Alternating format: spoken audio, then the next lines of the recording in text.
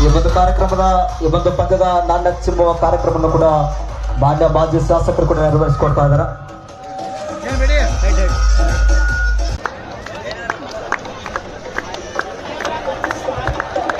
ಆ ಮಾನ್ಯರೊಂದಿಗೆ ಕೂಡ ಹಿರಿಯ ಕಲಾವಿದರು, ಹಿರಿಯ ವ್ಯಕ್ತಿಗಳು ಕೂಡ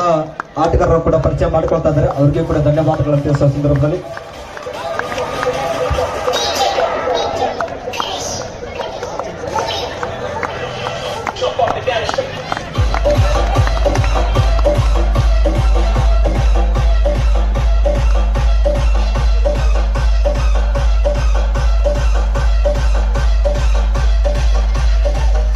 ಎಲ್ಲ ಆಟಗಾರರು ಕೂಡ ಹುರಿದುಂಬಿಸಿ